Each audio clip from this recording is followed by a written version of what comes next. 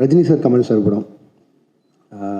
அதை பற்றியும் நிறைய விமர்சனங்கள் போயிட்டு இருந்தது. என்ன எது கிளாரிட்டி இல்லாமல் அதை பற்றியும் என் சைட்லேருந்து ஒரு கிளாரிட்டி கொடுத்துருன்னு ஆசைப்பட்டேன். கூலி ரிலீஸ் ஆகிற டைமில் 2 பேருமே மீட் பண்ணேன். அண்ட் 2 பேருமே இந்த மாதிரி ஒரு படம் பண்ணலான்னு சொன்னாங்க. எனக்கு அது மிகப்பெரிய ஆப்பர்ச்சுனிட்டி. ஆனால் எனக்கு அப்போ கைதி 2 இருந்தது. கைதி 2 தான் என்னோட இமீடியட் நெக்ஸ்ட் ஃபிலிமாக இருந்தது. பட் ஆனால் இந்த ஆப்பர்ச்சுனிட்டியை மிஸ் பண்ண முடியல. ஸோ அதனால் நான் ப்ரொடக்ஷன் சைடில் சொல்லிவிட்டு நான் இந்த படம் முடிச்சுட்டு வந்துடுறேங்க, ஏன்னா இது திருப்பி இப்படி ஒரு ஆப்பர்ச்சுனிட்டி கிடைக்காதுன்னு சொல்லிட்டு நான் வந்துட்டேன். சொல்லிட்டு போனதுக்கப்புறம் எப்போ திருப்பி வருவேன்னு தெரியாது கார்த்தி சாருக்கும் அவங்க டீமுக்கும். ஸோ அதனால் அவருக்கு கைதி 2க்கு இருந்த ஸ்லாட்டுக்கு இன்னொரு டைரக்டர் கொடுத்துட்டாரு. இதுதான் ஆக்சுவலாக நடந்தது. அண்ட் அந்த கேப்பில் வேறு என்ன பண்ணலாம் அப்படின்னு யோசிக்கும் போது மைத்ரி பிக்சர்ஸ் வந்து அவங்க எனக்கு கிட்டத்தட்ட ஒரு 6 இயர்ஸ் முன்னாடியே ஒரு அட்வான்ஸ் கொடுத்துருந்தாங்க. சரி, அந்த கமிட்மெண்ட்டை கிளியர் பண்ணிடலான்னு யோசிக்கும் போது எனக்கு அல்லு அர்ஜுன் சார் ரொம்ப பிடிக்கும். ஒரு 3-4 வருஷமாக பேசிகிட்டு இருக்கோம் ஏதோ ஒரு படத்தில் கொலாப் பண்ணலான்னு.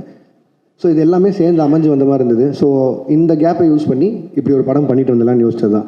அதுவும் நிறையா சம்பளம் கேட்டேன், அதனால கைதி 2 பண்ணல அப்படிலாம் போட்டுருந்தாங்க. அப்படிலாம் இல்லை, சம்பளம்ன்றது உங்களுக்கு தெரியும், மார்க்கெட்டும் ப்ரொடியூசரும் நிர்ணயிக்கிறதா. நான் எவ்வளோ டிமாண்ட் பண்ணாலும் நம்ம படம் என்ன பண்ணியிருக்கோம் அதுக்கு தகுந்த மாதிரி தான் நம்ம சம்பளமும் இருக்கும்.